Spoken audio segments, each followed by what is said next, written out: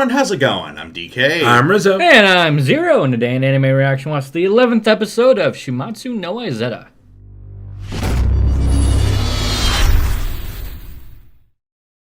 If you want to check out our reaction to the 11th episode of Isetta the Last Witch, hit that link in the description below. And make sure to give us feedback in the comment section because we love hearing from you. And as always, if you like what you see, subscribe to Otaku Saga. And don't forget to like and share our videos. And thanks for watching.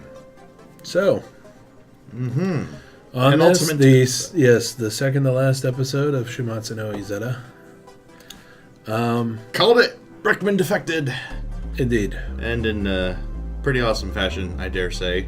After like dispatching what he did, Colonel Nose Job. I just like that part where they like ran around the corner to hide or whatever. And then just... Yeah. No, we have orders just to execute you. Just you. Why is this happening to me? Who knows? Boom! Ow. Yeah, just the cold efficiency. Well, first with Colonel Nose Job, just killing off those Illstat soldiers. Like, hurry up! My fingers are gonna get tired pulling the trigger.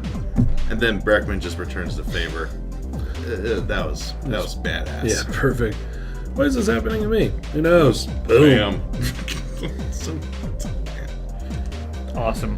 That's badass. I love it. But yeah, basically, Berkman is a spy.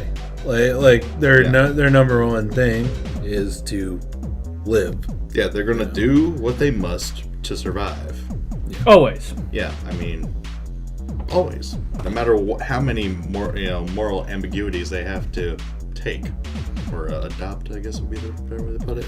But yeah, probably the worst thing that... This is probably the worst thing that could happen to not Germany. Yeah. Take care of your spies. You know, the people who know your state secrets. They actually shouldn't have allowed him to even leave not Germany. Yeah. Let alone... Yeah, just kind of let them basically go rogue. Yeah, I'm not sure what they were thinking there. Like if they were really intending to kill him, they should have just done it in not Germany. That is true, but not Germany here is, especially with the way it's run under Otto, reflects actual Germany run under Hitler in the last days of the Second World War, where he basically turned into a madman and made all sorts of incorrect decisions against the advice of his closest advisors. So that's what I think is going on right now. And of course one of them is, letting the guy with the most state secrets walk free. So Foolish. Well, this is going to bring about their downfall.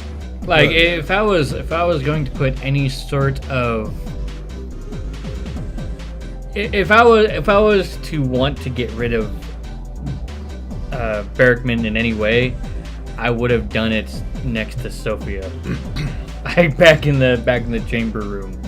Like, oh yeah, by the way, you're doing a fantastic job, but you're... Boom. You've outlived your contract. Thanks for doing what... You have outlived your usefulness. You failed me for the last time. You've succeeded. Succeeded for the last time. No, but so yeah, the not SS. Actually, they call them the SS. So the not Germany's SS storms the bunker, which they somehow figured out the location of. Well, to be fair, the entrance wasn't really well camouflaged. No, it really wasn't. Like if it were me, it would have been like just a hole in the ground, basically, buried beneath like several hedgerows, and you wouldn't see it. Yeah. Not a big, perfectly, I mean, to be fair, it is in a forest, so it's not like they could be able to spot it from the air, but still. There's the forest. All I see are these damn trees. Anyway. But yeah, so they storm the bunker, and they kill a bunch of the guards. With brutal efficiency. And they corner everybody, and then the... Colonel Nose Job from the Not Germany's SS. Best use of hostages ever, and by the best I mean absolute worst. Bam! Hey, surrender! My fingers are gonna get tired pulling the trigger. That's like straight out of a Tarantino flick. Actually, I remember reading about a real life situation like that in World War II, where it was actually in a prison, but the warden of the prison executed. Oh, I can't remember how many. It was thousands of prisoners over a very short time span, and basically just pulled them into a room, shot them in the head. They pulled the body out of the room, cleaned up the blood, brought the next person in. On an industrial scale. Basically. Yeah. Pretty much. Just reminded me of it because the whole, finger getting tired thing. Basically, the guy used a particular gun. I can't remember what gun it was, but he used it because it had very little kick, so his arm wouldn't get tired when he was shooting people. That's morbid, a little bit. Morbid and a morbid practicality about it. Yeah. Anyway, so Fine surrenders in order to get him to stop killing people, and of course, he goes, "Well, we're just going to take you out and bring in the flamethrowers and roast everybody in here alive." And that's when Isetta happens. Because it's not her attacking. She uses the magic stone. She turns basically Super Saiyan and into a force of nature. So Isetta happens. Super Saiyan Red, actually. Oh, Yeah. All hail our goddess of Yuri fan service. Basically, they explain when they're hiding in that room that Isetta and Reich had gone out earlier. But basically, Isetta's gathering magical energy into the stone. She comes back and, stones all of the not Germans. I do love the little bit of irony of using the stones, because that's what they used to, that's what they, way back when, they used to punish, kill, witches and They got stoned, and not in a good way. But well, they got bricks, and not in a good way either. But yeah, so the Colonel Nosejob runs away, and Berkman follows him, and they run right around the corner into a dead end, and then just that little exchange was freaking awesome.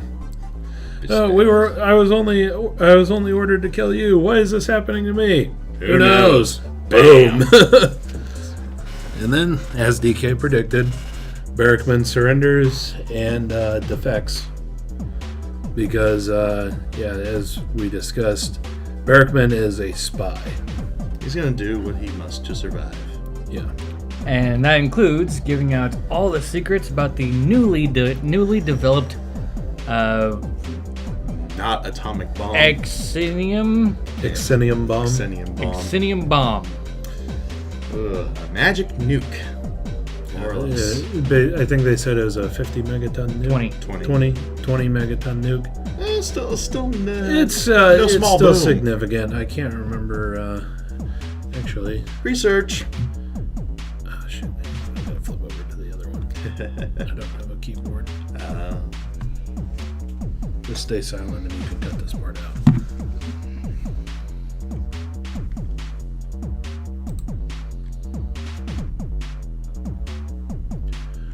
If I remember right, it should be pretty similar to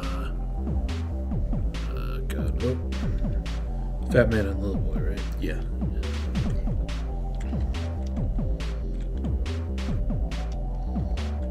Fat Man was an implosion type. Little Boy was a gun type.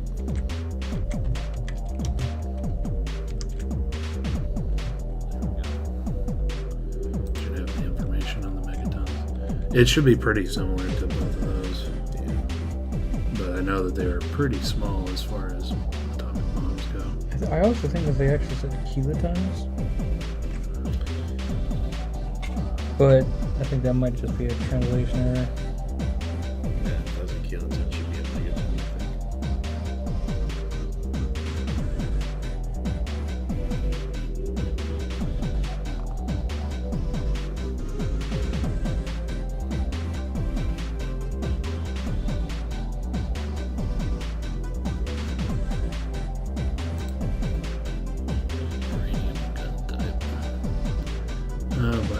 No, they might have said kiloton because the little boy was only 15 kilotons.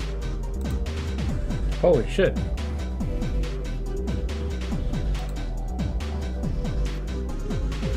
It was 21 kilotons.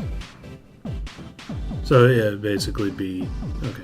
Ready?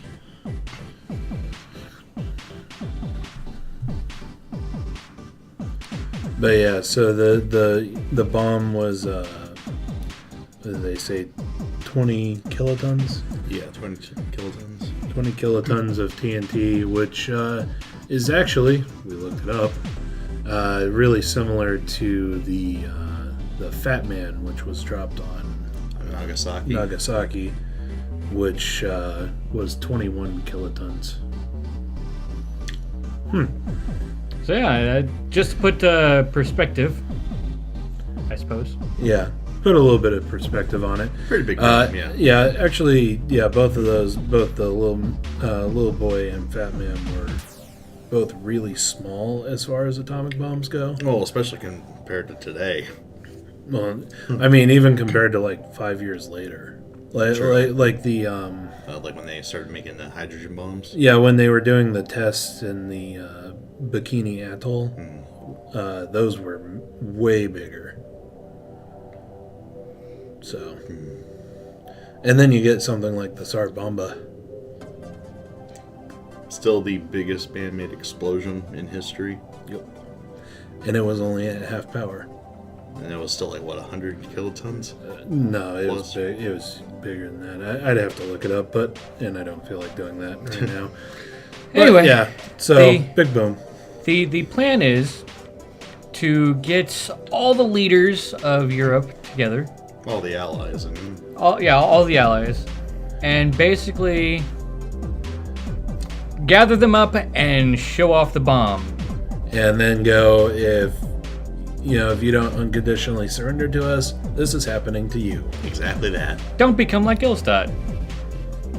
Quote. This is your country. Yeah. This is your country when you resist us. Any questions? Pretty much. But yeah, so to counter that plan, Fine and Reich and Berkman and Bianca are going to crash the meeting, while Isetta is going to go face off against Sophie to try to stop the bomb. And that pretty much sets up the what should be an epic finale. However, they got stopped by Mr. Badass Pilot Dude. Oh yeah, Captain Badass. Captain Otto. Was it? I don't think it was Otto. Actually, no. Because Otto's the name of their emperor. Never mind. You're right.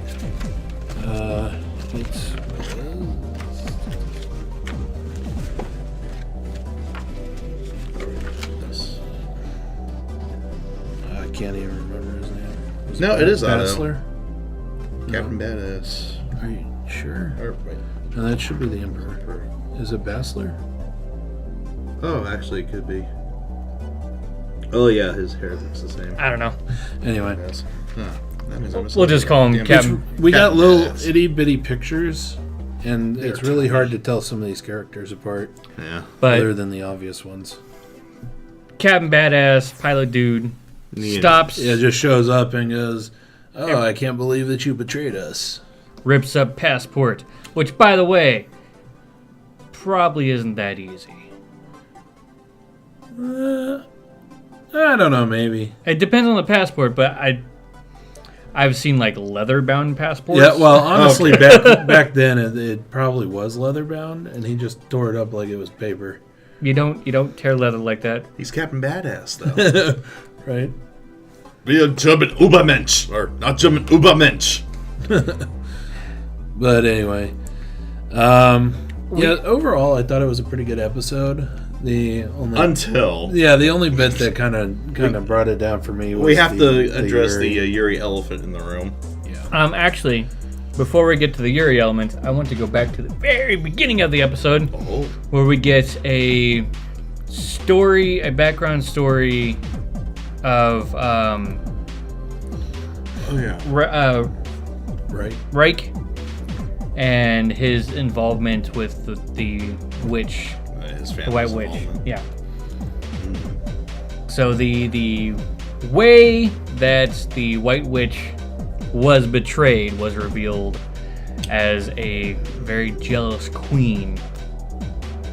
Well, I think it technically revealed that before, like when they were talking about the story, like when they were mentioning that the White Witch came back, but the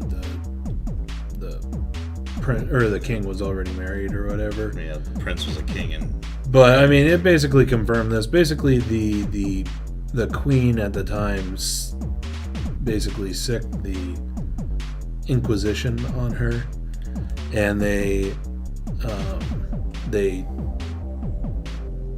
surprised her in an area that had no magic, and they took away her staff, which had the magic stone in it.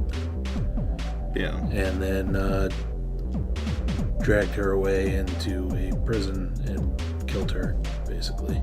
Probably tortured her to death. No, it's an inquisition. They have to torture her to death. Another thing that was brought up is Berkman finally got his first actual eyes on the little room underneath the castle with the map of all the ley lines and stuff like that. And he comes up with a hypothesis that they built the room after the White Witch died in order to commemorate, remember, stuff like that. Enshrine her, Yeah. I believe was the technical term. Which has now blown all the stuff that we were talking about a few episodes back with Sophie's knowledge of the room being completely bullshit. Yeah, there's no way that they should have known about their room. So, figure something else out because that's not it. Yep.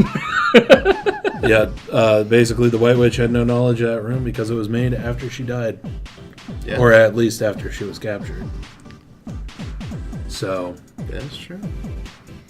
how the fuck did they know about the room? A little bird told them. Evidently. Nothing else knew. There was no other way to find out. So, I don't know.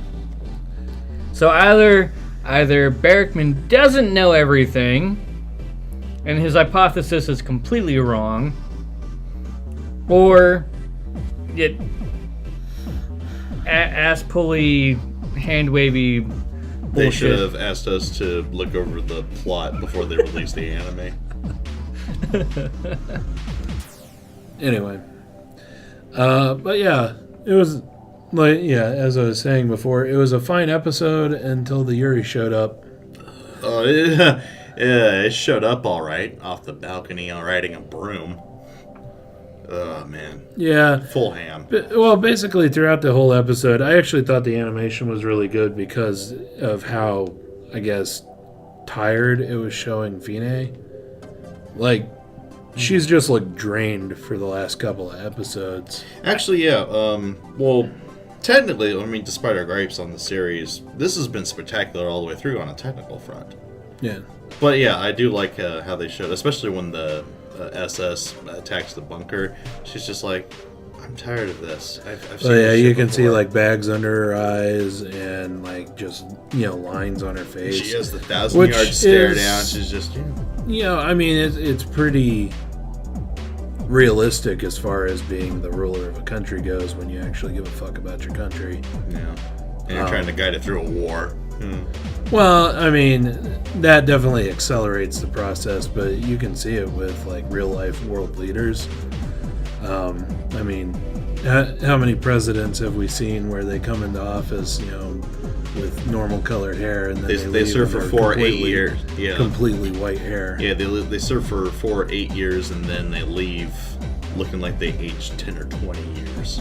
Yeah, pretty much. It's stressful. Yeah, very stressful job, but I thought they did a really good job of how they animated that. I think the only portion that I thought was really badly animated was that really tiny scene with Bianca and Isetta where Bianca was crying, and it just looked like her back was spasming. She's just like, No, like her back was like. It was really weird. trying to draw her trembling, but they did a little too much. Well, you could tell that it was like trying to the hard breathing that you get when you cry, but in that scene it wasn't working. Yeah. At least in my eyes. Yeah, what didn't really work for me in that scene is that her legs are like facing this way, but she's like groping Isetta, stretching out this way. Yeah, that's actually the only part of it that I thought was awkward. I didn't find the breathing or the shaking any like too awkward.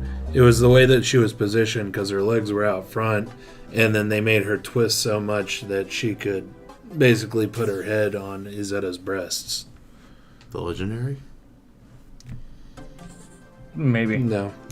But that scene actually bothered me a lot because it was another point, and I said this in the reaction. When did the YURI relationship between Bianca and Isetta start? I don't think it's Yuri. Maybe like at least out front. I mean, Isetta, Fine, that's full frontal of Yuri. Yeah. I don't think this is even trying to be subtle, though. I think it's trying to show Bianca just stressed out and, she's had enough. That might be the case, but up to this point, it's been, at least in my eyes, clearly defined that Bianca and Isetta are very friendly towards each other. It's more of a professional relationship. Exactly. Yeah. It's more professional. You wouldn't necessarily cry over your coworker. Well, I mean, coworker or your charge really. She's supposed to protect. Yeah, I felt that they made Bianca a little bit too strangely emotional in that scene because that's not really what Bianca's character has been in this series. Again, trying to go too big, I guess to take the acting term. If Bianca were a real life actor, she'd be trying to act too big. Trust me, I'd know about acting too big and looking like a ham because of it. Anyway.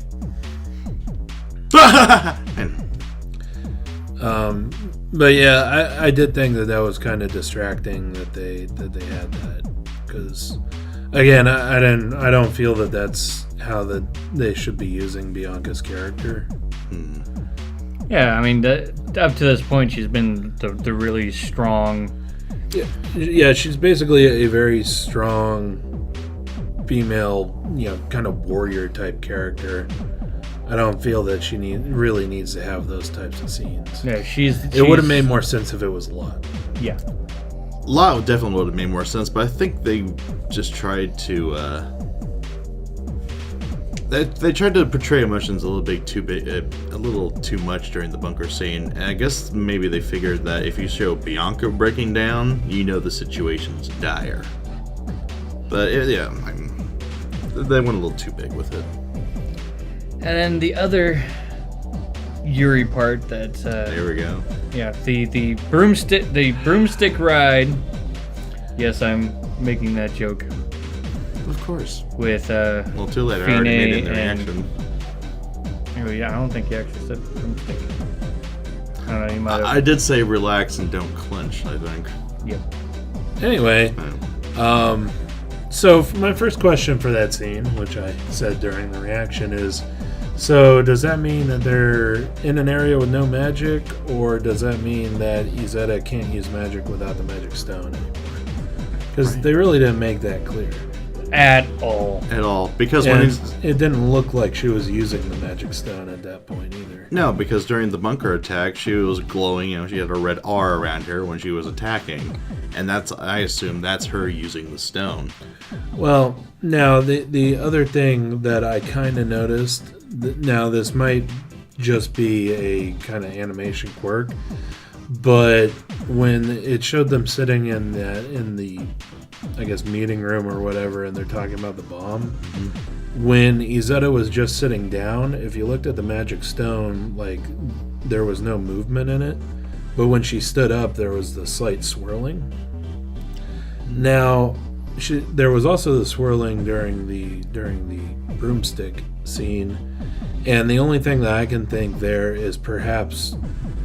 she's using magic in order to be able to walk or to be able to sit up. And so if that's the case, then I could see her having to use a magic stone during those scenes. Maybe. I don't know. It's definitely.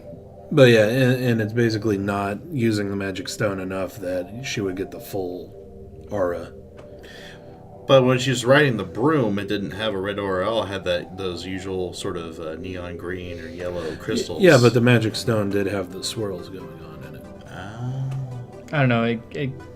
It could also be because it could have been sucking energy too. Okay. Actually, I honestly don't know how this magic stone works.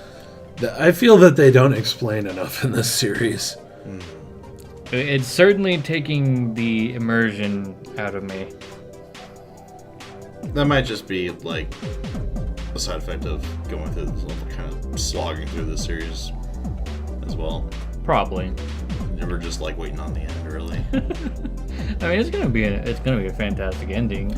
Oh yeah, I mean, this episode wasn't too bad either. Setting up the final battle. I mean, except for the Yuri part.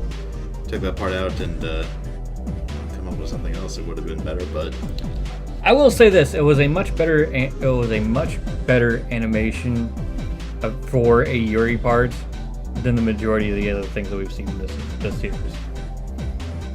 it's a flavor of Yuri that you'd expect to come with this series. Oh, let's see here. Yeah. I wish it was going to take me on a broom ride. That's cool. And then we got pie. Yeah. Instead of going off with pie.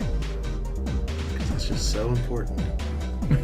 Well, okay, pie is important, but time and place. Time and place. Which is here and often. So. Yeah, I don't know. I felt that they needed to have the scene between them where they're talking, but I didn't feel that the Yuri bits were completely necessary. Less push to sell Blu-rays. Pretty much. But anyway, that's the universal explanation. I'm always just like, I don't really enjoy the Yuri stuff like at all. So I know that that's probably just me. So. Oh yeah, another thing I forgot to do during the reaction because of that scene. Isetta is now on the watch list. Nope. I wouldn't at all be surprised if they ended up killing her off at the end, but I also wouldn't be surprised if they have her barely live. No, she's gonna be fine. She just can't use magic anymore. Cool. And there we go. And that's why she's the last witch. It's either that or she dies after defeating Sophie. Yeah, that's pretty much the only two explanations that I got. Or they actually go through with the Yuri-ness and she just never copulates.